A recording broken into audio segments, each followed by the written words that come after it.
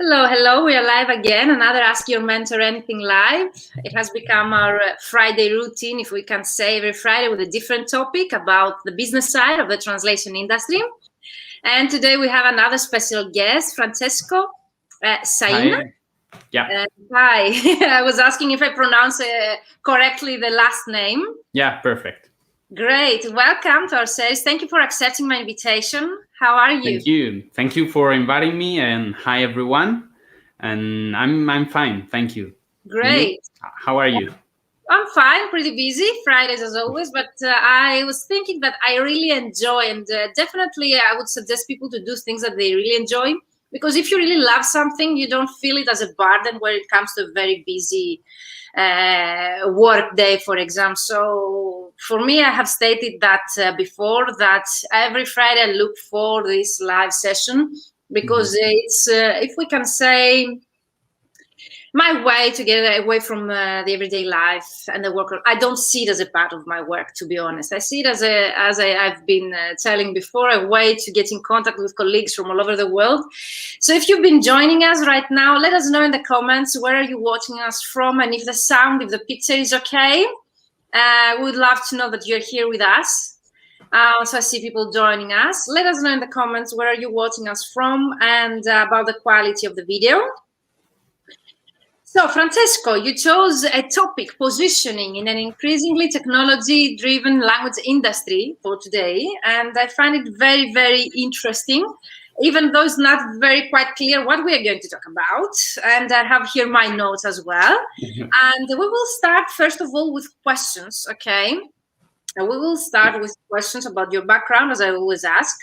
And I'm pretty happy to actually mention that we have more than 100 videos already on my YouTube channel.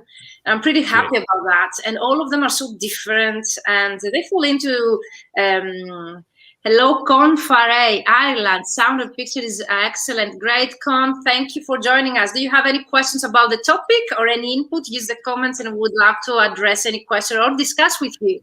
So let's start to get to know you, Francesco. For those that do not know you, if you would like to introduce yourself a bit before we get into our topic. Yeah, absolutely. So I am an Italian linguist. I work as a specialized translator from English, French, and Spanish into Italian. Wow. And I specialize in the fields of medicine and audiovisuals. So I mainly work with pharmaceutical companies and media localization providers as a translator. I also work as a conference interpreter with my 3 languages for a variety of fields, from institutions and diplomacy to business and international organizations. And since last year, I'm also a translators trainer. I'm a university professor of translation at SSML Carlo Bo, a university which has 5 campuses here in Italy. And I currently teach at 2 of them, the one in Rome, where I live, where I'm based, and another one in Bari, another city in the south of Italy. And you mentioned, since last year, you mean since 2020? Yes, since the last quarter of 2020. Yes. It has been a great year for you, I suppose. yeah, absolutely. And I, as a professor, but also as a practitioner, I also do some research, especially in the fields of language technologies and innovation. And that's how it fits into today's topic. So I try to combine, to look at language services and translation with a broad view. And that's how it all fits into my profile, I would say, my professional profile. Amazing. Can I ask, because you do so many things, you mentioned that you're an interpreter, you also translate, you also teach, and you also do a research. In what percentage do you have all of this in your everyday life? We can say like 30% of it? Well, I'd say 30% translation and 30% interpreting, and the remaining 40% is divided between teaching and researching. Amazing. So I try to balance my professional activity and my academic activity, and I think that they feed each other. I mean, I wouldn't be a good professor if I wasn't a professional, actually, and I couldn't be a good scholar if I didn't have a practical taste of how the market and the industry look like at the moment.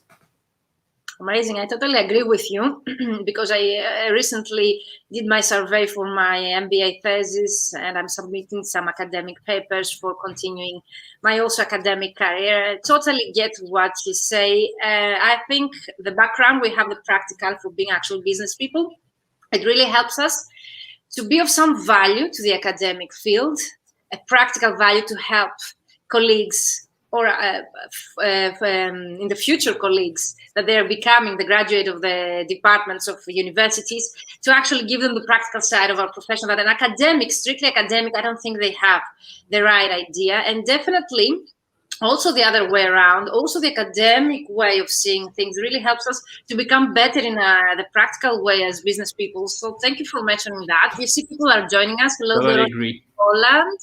Hello, Con from Ireland. Let us know, Dorota, Con, if you have any questions in the comments about today's topic. So let's get to know you. So the first part will be about to get to know you, and the second part about our topic. So do you remember, Francesco, you're very young, but do you remember the first client you got and how did you get into the translation business?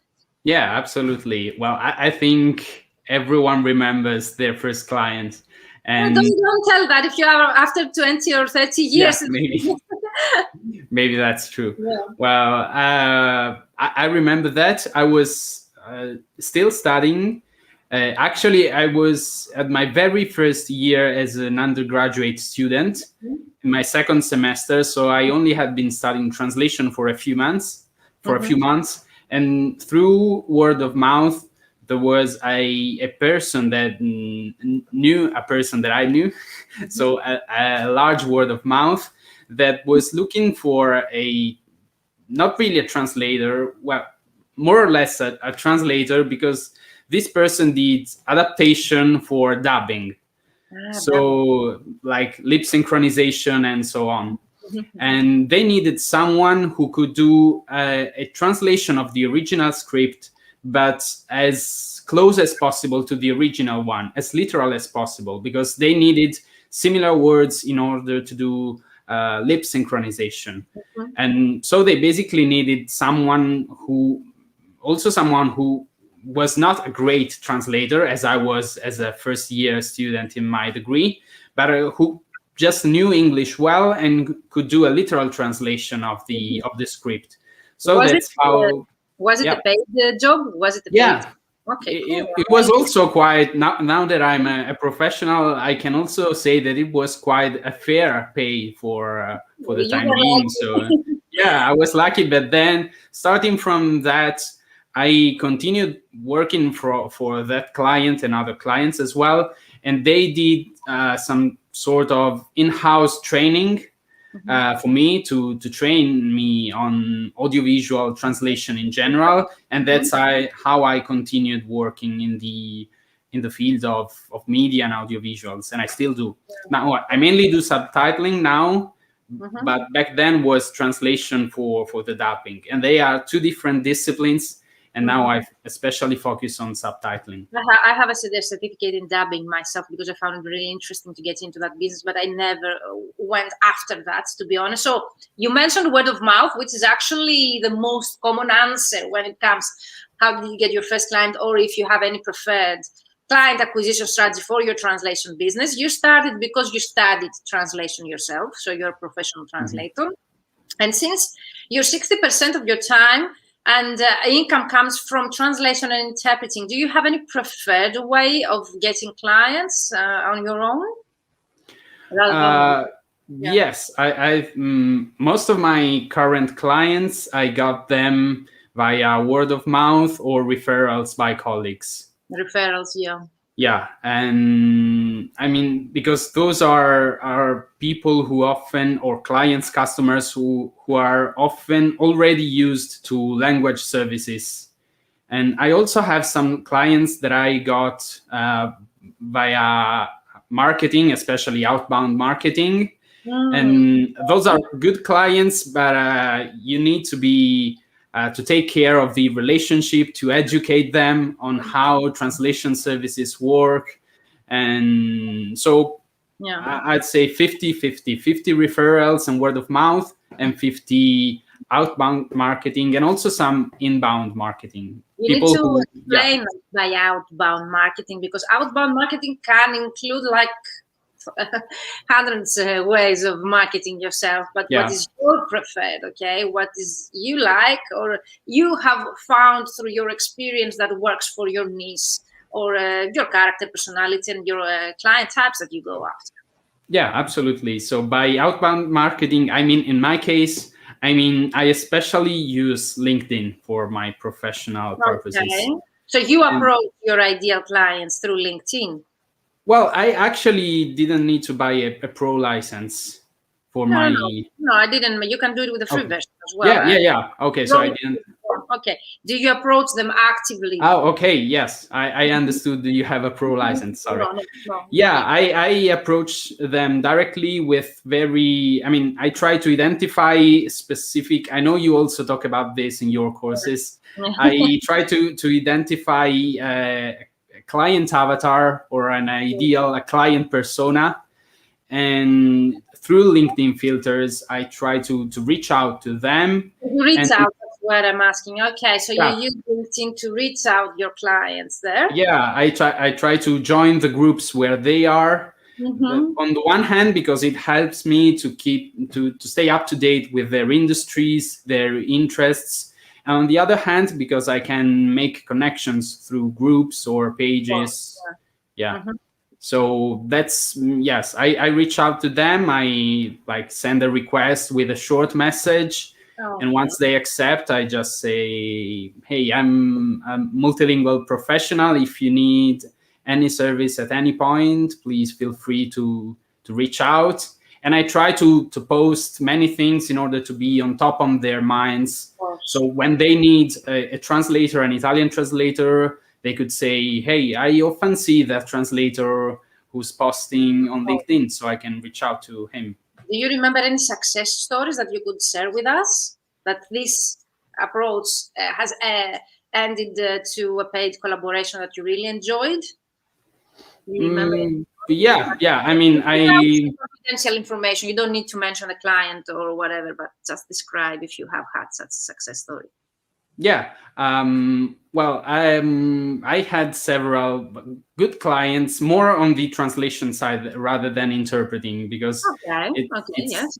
yeah, but it's I mean, there are many as in the fields that I work in, like life sciences or pharmaceutical companies. They use a lot of they use LinkedIn a lot, so it also depends on your industry. And I reached out to some of the people in charge of, for example, or localization teams, in-house localization teams within the companies, or sales teams, marketing teams. Any And success story specifically you would like to share?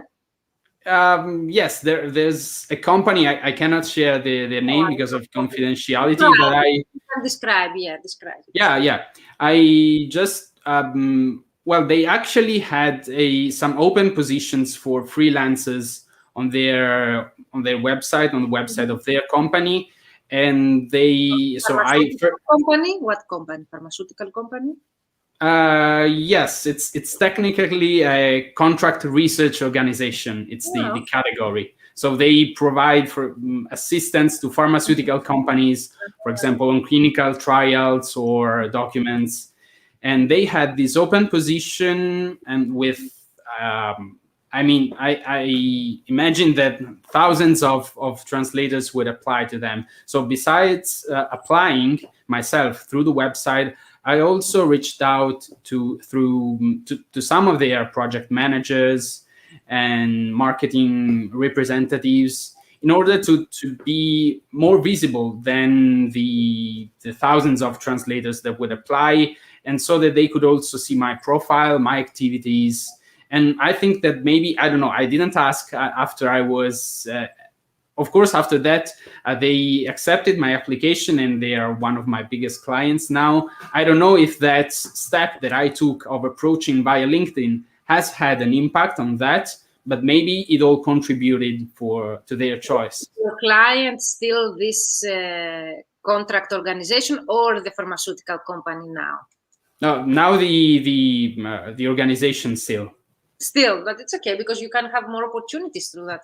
Yeah, they serve several pharmaceutical companies, so they have a wide portfolio of clients. So this is why LinkedIn is so powerful, and thank you for sharing your story. And this is why I have a 3-month program for only LinkedIn, because no matter what is your niche, most probably 90% of the niches we have, they exist, our clients exist on LinkedIn. Okay, if they're not, they would be on Instagram, more creative ones, or Pinterest. But I think 90% of what we do in translation business, they exist on LinkedIn. So definitely is a great way. And we have Ileana here. She has great success stories. Ileana, when I remember for success stories, you come to my mind, because Ileana, she got some of the highest paying, most well-known cosmetic brands through LinkedIn, by using the method that I've been teaching in my program, because Ileana is a graduate of my programs, and she says LinkedIn is the best way for outbound marketing. I gained 3 clients since January, and I don't pay, Ileana. She comments now. I saw what you comment, Ileana. Thank you. But that's true. It really works. Ileana, someone from my current program, they told me you need to stop teaching what you do because we don't need more competitors on LinkedIn.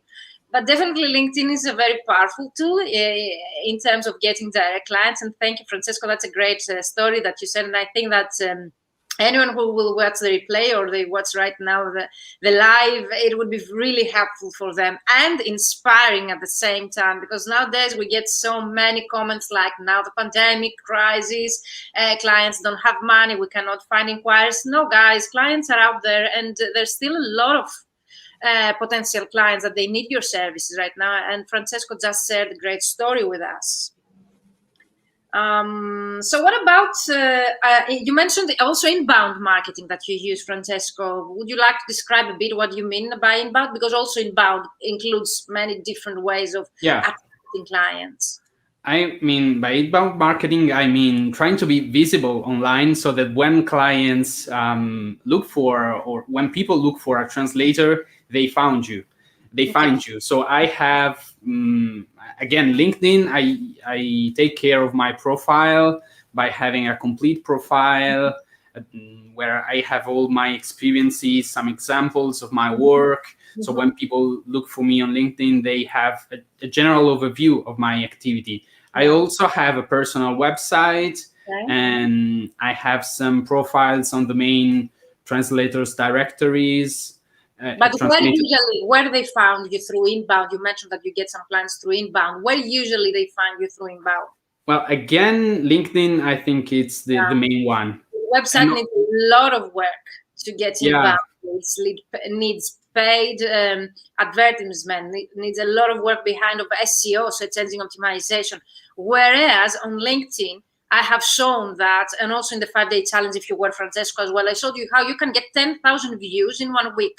10,000 views on your website by just posting something for free cannot happen without paid advertisement or SEO. Whereas on LinkedIn, by just posting the right content to the right audience, you can get 10,000 views, potential clients visiting your profile in 1 week. So thank you again, Francesco, for sharing that. Murat says, I've been working for 3 years on the translation sector, but I don't know yet totally how I could gain clients. So Murat, you just came to the right place. You can go back and watch the replay, because just Francesco shared great ways of getting either his first clients or now his preferred way of getting clients, success stories. And now, Francesco, the last question is about, if you remember in your business so far, how many years you're in the business, in the translation business? Around 5 years. I've been full-time for 2 to 3 years, but as I said, I had already started working while I was studying. So I went full-time 3 years ago. I usually ask about scale-up moments, but I know some translators they don't have, because this is how, if we can say, my business developed. I used to have 2 or 3 moments that actually did the step ahead, and I actually gained money that I used to earn in 3 months. I earned them in 1 week, or a very big client that I actually was able to issue invoices 5-figure per month. So these for me are scale-up moments. But this is not, since I've been interviewing for the last year many other translators here, it's not, if we can say the regularity, it's not what most of translators do in their business. So it's me and a couple of other translators. I don't know if you have any such story to share yourself. Yeah, I think I'm more on the majority side. I mean, I had kind of an incremental growth over Perfect. time, but I think that despite what a specific moment could be, unfortunately, the outbreak of COVID for me. Uh, it's been a scale up moment. Well, this is something we've never heard before, even Yeah, though for me as well. For me, it was also a scale up moment during COVID. I also launched a second business during COVID, but I would love to know your story.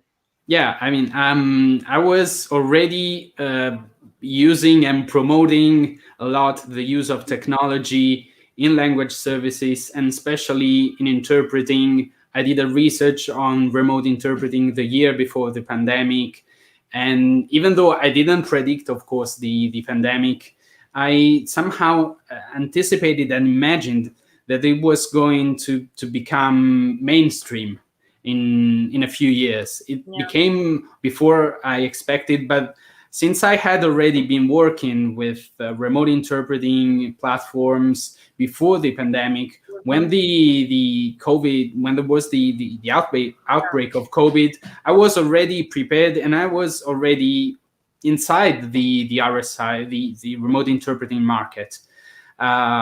So it opened thousands of doors and opportunities to me. Also because of I mean, COVID forced every company to delocalize, to go remotely. Exactly. And so basically, I could move from working only for Italian clients or Italian agencies to be on a global market. So and also even do something that I couldn't do before, like, for example, working for a client in Rome in the morning and working for another client in Yeah. Belgium in the afternoon. So it has been a huge scale up moment for me. And also also my best clients in translation nowadays, I got them last year during the pandemic, because they were expanding.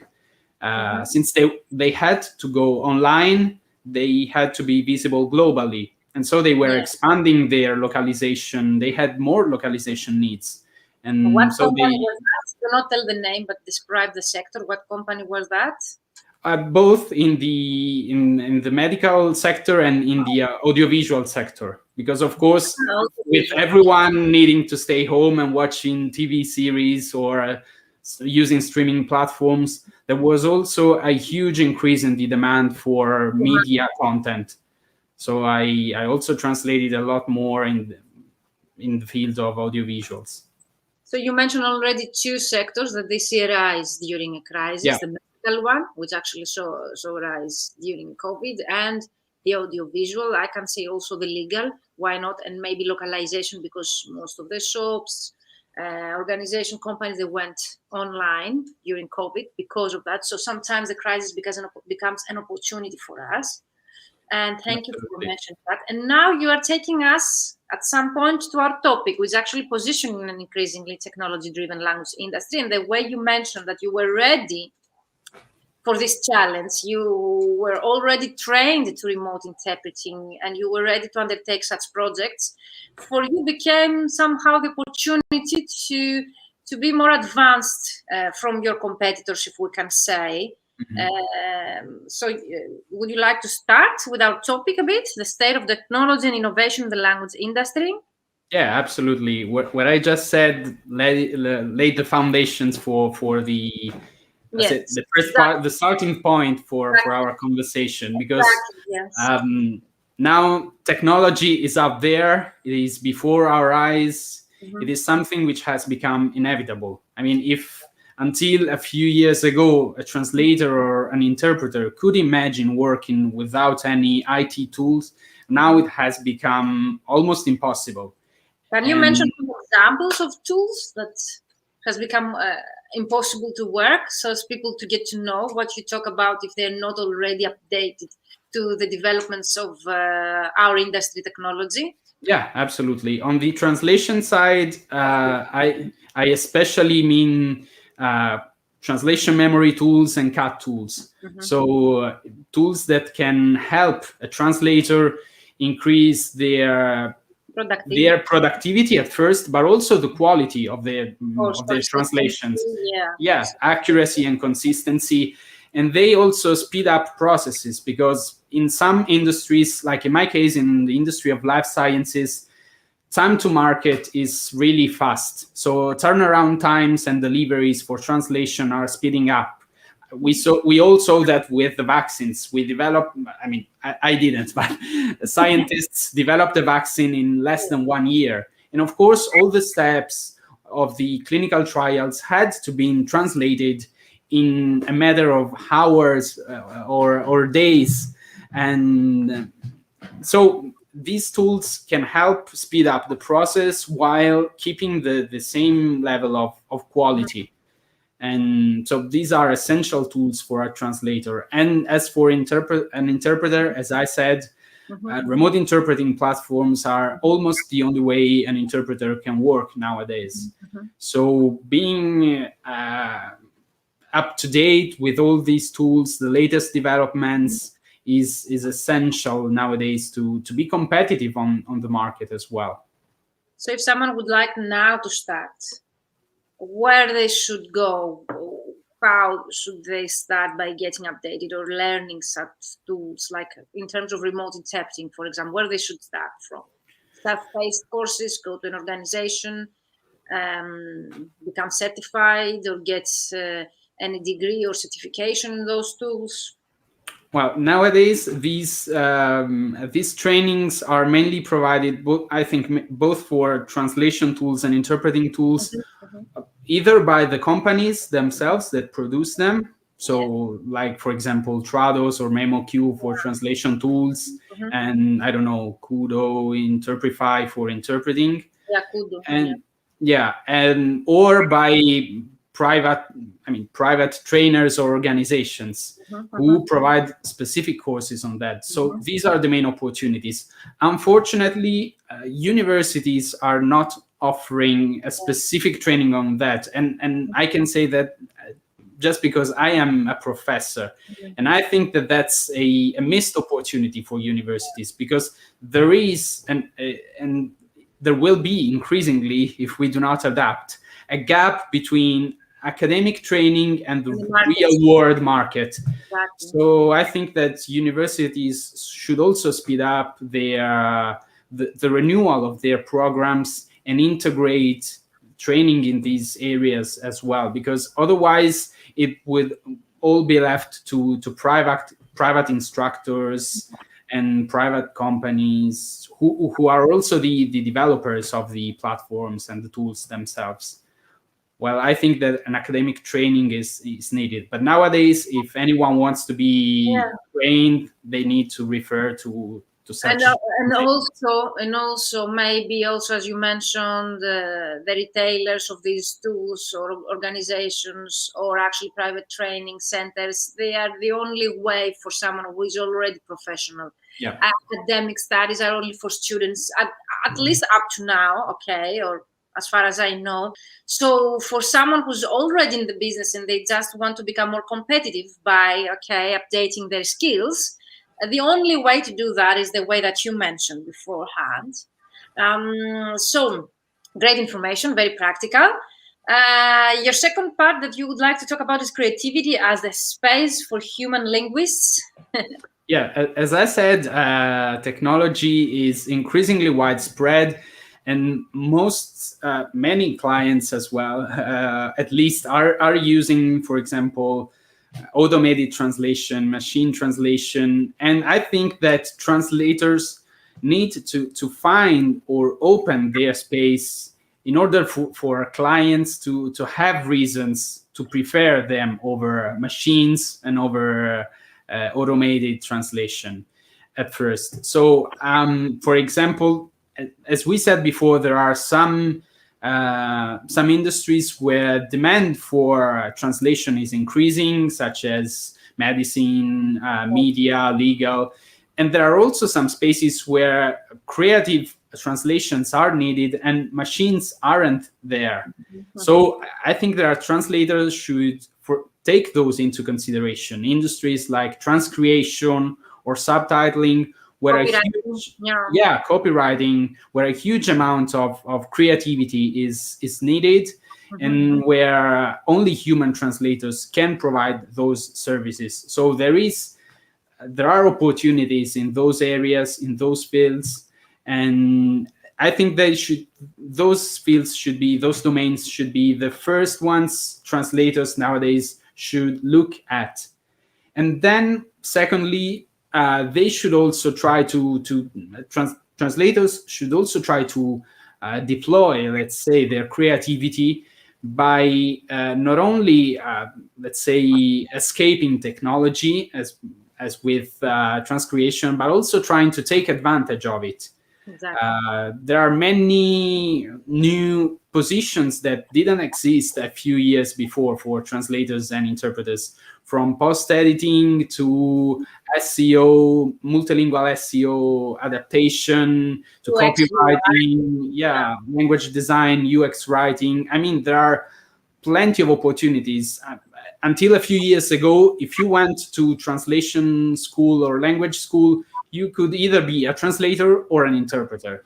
Now exactly. you can be You could translate everything, because the niching down then was not a necessity. So you're a translator, you can translate everything. You're an interpreter, you can come to any project that we have to help us out. So yeah, while nowadays we have many opportunities and many people are not even aware of these opportunities, then that these opportunities are there. And this is what I also try to tell my students.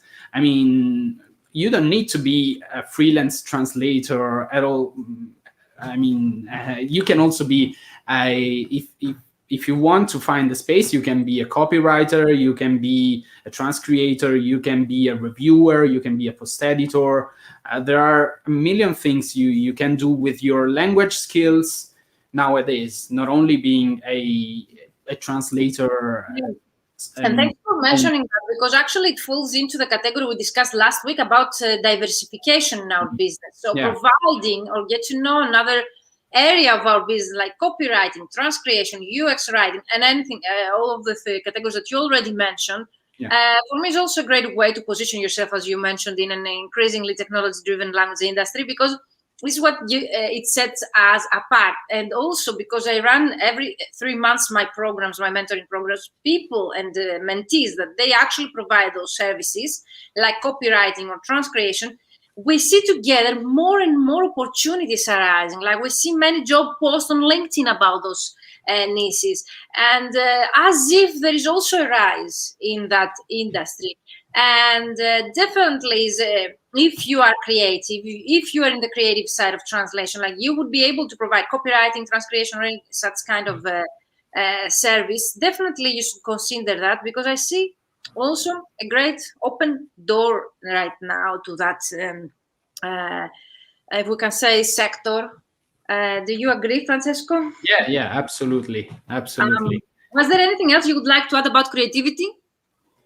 Well, I think I basically said that. The only thing that I will add is that the title that we chose, positioning, means specifically that. I mean, positioning is quite a marketing term, and that means. What do you mean by positioning? I mean, it's an expansion of the meaning of creativity, because I think that if there is if machine translation is taking a specific segment of the market of translation today, positioning means opening new spaces, trying to fit and even imagine or create spaces where translation hadn't been used before. There are some examples that we did with new professions and new roles, but also we need to imagine new areas, new scenarios. I did that with a paper that's coming out next month, actually in May, on Babel, the journal by FIT, the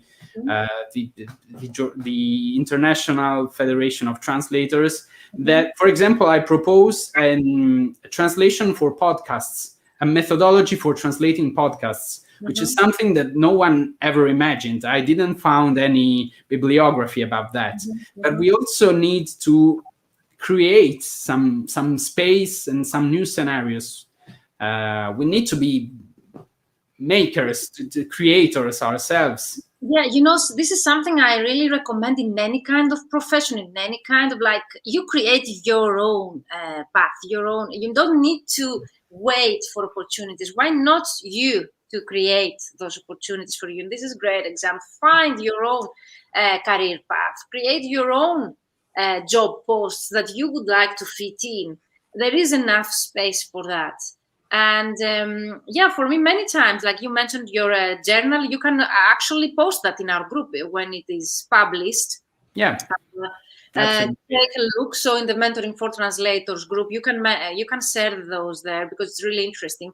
But for me, it's a matter of mentality and mindsets, to be open to new opportunities, to be flexible, to adapt to new situation, adaptation, and actually, why not to create opportunities rather than waiting when they will find you those opportunities. It's a great mindset discussion right now. So you mentioned later, beyond translation, positioning in an increasingly machine-driven market. What do you mean beyond translation? I mean, that's what I just said. Yes, that's not only freelance translating, but there are plenty of opportunities. Exactly. Both for younger linguists and also for experienced linguists that maybe due to the pandemic or due to other conditions found themselves without the same opportunities that they had previously. So that means adapting to a new reality, as we did in every field of our lives. We needed to adapt to something new. But those who adapt, they survive, they say. Yeah, we didn't say that, but it's I mean, Darwin told us that is. It's the law of nature. It's not something we just came up. And then you mentioned pillars and essential skills for the language professionals of tomorrow. Yeah. So we mentioned some of the skills, but what about pillars that you mentioned here? Yes, I mean, what when I take inspiration from my experience as a trainer, and I think that when I think about my students, when I imagine that they will be out in the market in 3, 4, or 5 years, so I need to teach them how to be prepared in 5 years. And I think that there are some specific pillars. The first one, as we saw, is creativity, that will be increasingly essential. The second one is, in my opinion, is technology and innovation. And we said that because I don't think that any translator or an interpreter will still be competitive on the market if they are not able to take advantage of IT tools. And the last one, in my opinion, is specialization. As you said, until a few years ago, a translator could translate anything, an interpreter could interpret anything. But now, since there are thousands of translators and interpreters out there, you need to have something that differentiates you from anyone else. You need to make you unique. Yeah, what makes you unique? We always in marketing, we do this exercise. Try to find what's the different, what you provide differently. Why someone should choose you over your competitors. Exactly. So I think that's the point. And finding your own voice, finding the difference that you can make for your partners, for your clients. And that means finding also professionally a niche for your services. Because sometimes people, I include myself in that group when I was beginning my career. Some colleagues think that if they choose a specialization, they will leave out a lot of opportunities. But instead, so often I ask that from my mentees, that they tell that what if I put that niche on my LinkedIn profile? I leave all the other clients outside, they won't give me projects. So thank you for mentioning that. I would love to hear your opinion. I think that since I started specializing in some fields, the demand for my services increased dramatically. Exactly. I mean, because then you become the go-to expert. Because if you do anything and you are not specialized in anything, you will never be the first choice for someone. While if you specialize, I use an example to show you that you won't appear in the search results. For example, if you don't have a niche, if you don't have a specialization, and thus you don't include keywords on your LinkedIn profile, your website, for example, you will never appear in the search results of Google or LinkedIn, because people, they Google usually not just translator, they will put English to Italian marketing translator or medical translator or UX writing, or you see, they use keywords. And if you don't include those on your profile, on your website, you will never appear in the search results. So you're no one will find you. So what you mentioned, I just tried to give a more practical example of why is it needed also to have a niche and specialization. You need to include keywords, and if you don't have a specific client in your mind, and if you don't have a specialization, your profile and your website will never appear in the results that way. So I tried to exaggerate a bit, but this is why we need numbers. Yeah, that's true. You become the go-to expert, so they know that if they need an English to Italian clinical trials translator, well, let's go to Francesco Saina, because he translates hundreds of clinical trials. So that was just an example out of my experience. But if you become that person, a client, please. Because Ileana is here and she was watching us. She got that cosmetic, very high-paying client, a very well-known brand, because all of her profile and portfolio and website and LinkedIn profile is about cosmetic brands, her previous experience. She has the keywords, and those clients, they trust her because she has that profile. She doesn't go after at the same time for medical clinical trials like Francesco you do, or myself, like I go for after legal firms and so on. Because if you go after everyone, they won't trust you, okay, that you will be able to undertake everything. And if you allow me to add something, because of my experience, I've seen translators that they try to serve all kind of industries by promoting themselves as agencies or teams that they can offer more like 360 services. But then again, your profile won't show in the results. No one is looking as an owner in the keywords or the search bar. None of your clients is going to Google for you, owner of that translation agency or CEO or founder. No, they're going to Google certified translator, English to Italian translator, transcreator, medical translator, pharmaceutical clinical trials translator. But they will use some keywords. If you're going to promote yourself as a team leader or an agency on LinkedIn and such media, you lose so much visibility. And even though it's the reality, that's what you do, try to be more clever in the approach. Try to promote what you do as a freelancer or even as a company, but use yourself. People, they will trust you, and then they will trust your company, your team, and people that they're behind you.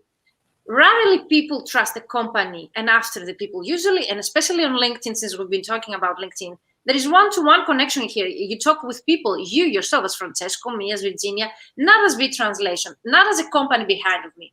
They will first trust myself as Virginia, and then they will trust my company or hire people from my team. That was because I had a discussion in my ultimate LinkedIn prospecting system, and I see it's a very common mistake, and that applies also to what you mentioned, Francesco, that translators, they want to cover all needs, all kind of clients, and that way they lose clients. The people, they cannot find them, and definitely they cannot trust them. Yeah, absolutely. So do you remember what you were about to say? Well, I think I said what I wanted to say.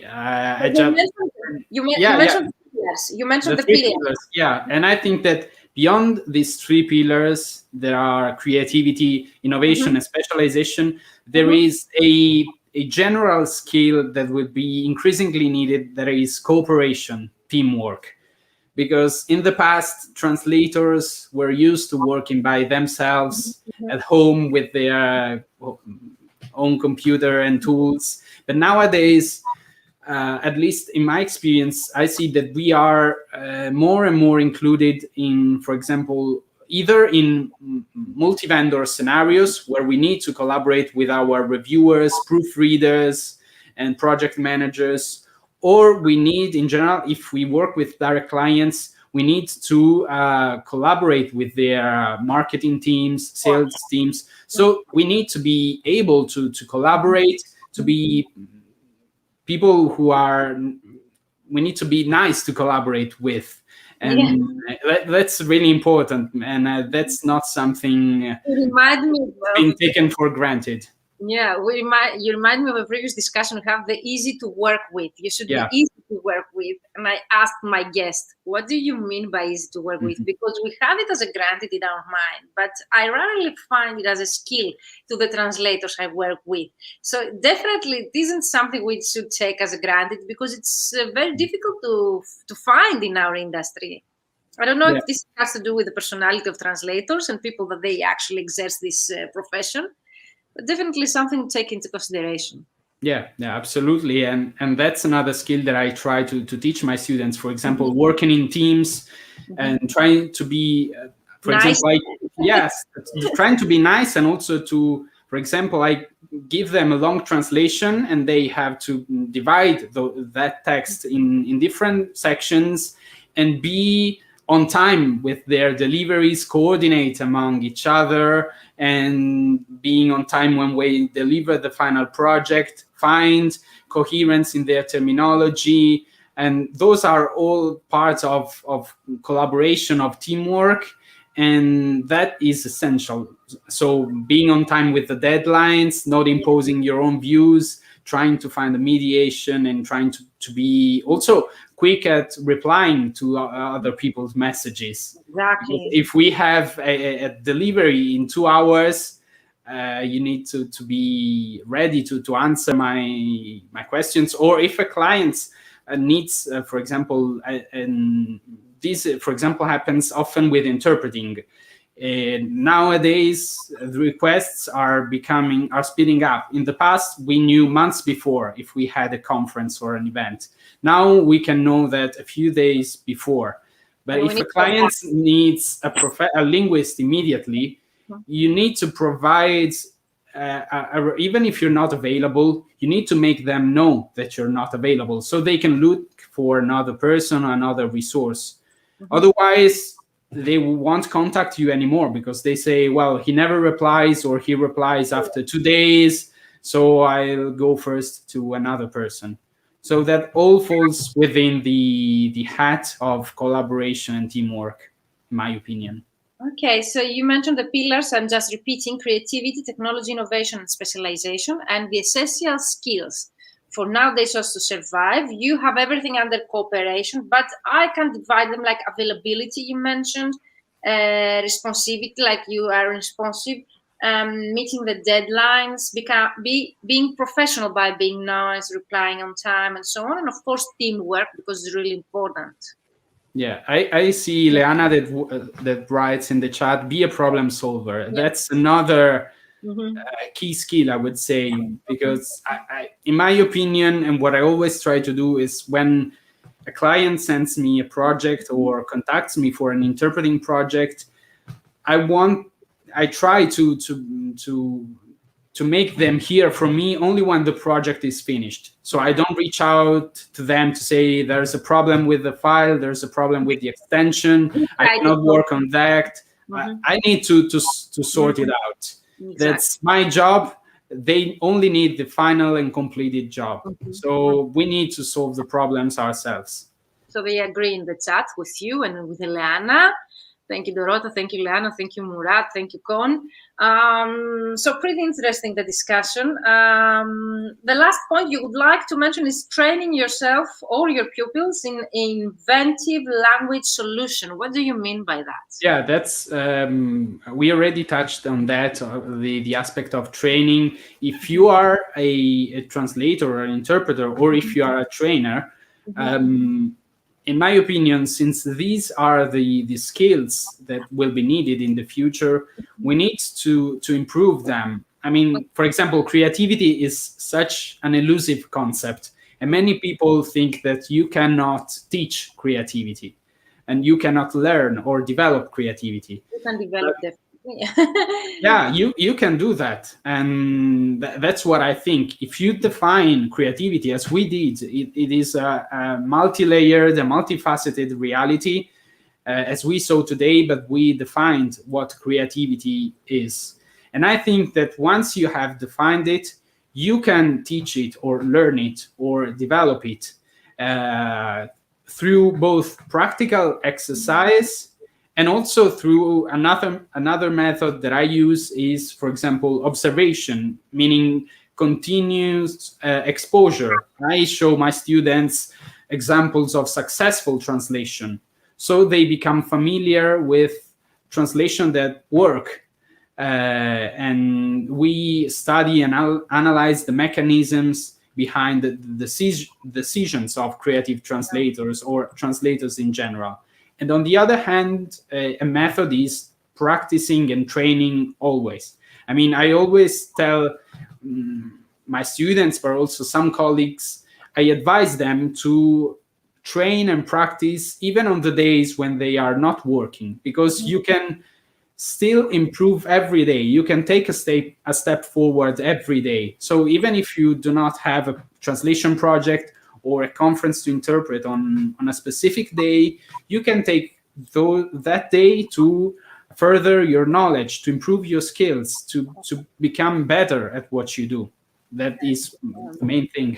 Totally agree with you. And definitely, if creativity wasn't supposed to be taught, some people, they say, there wouldn't be art schools, for example. There wouldn't be writers departments at universities where you actually learn literature or how to write. So for me, it's a skill that definitely can be developed. You need to have a talent as well, yes, for sure, but definitely you can work towards that. I see Rosa Maria Carrasco, your comments, but in order to show your names, you need to click the StreamYard link that you see above this. So Rosa Maria says, I also find the client is interested in the final product without how we get there.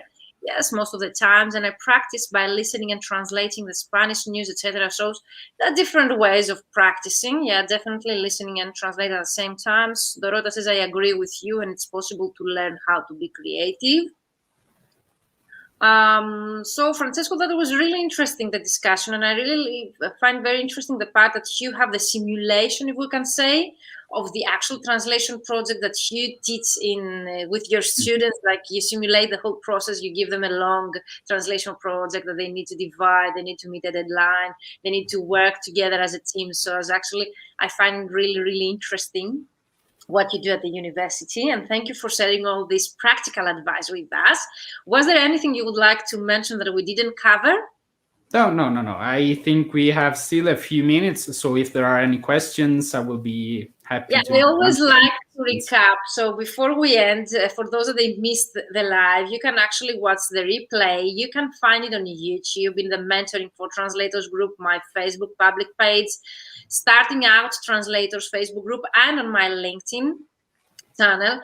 So definitely you can go back and watch the replay. Use a hashtag replay, and you can tag Francesco because he's a member of the Mentoring for Translators group. So if you have any specific question for Francesco that we didn't cover today, you can definitely use the hashtag replay, tag me or Francesco so as to come back with you with an answer. And we can definitely continue the discussion in the Mentoring for Translators group. And since I always like to recap for those that they missed the live, you can go back and you can find how to train yourself so as to be updated with the current needs of the market in terms of IT and technology in our profession. So Francesco gave practical advice on how you can train yourself.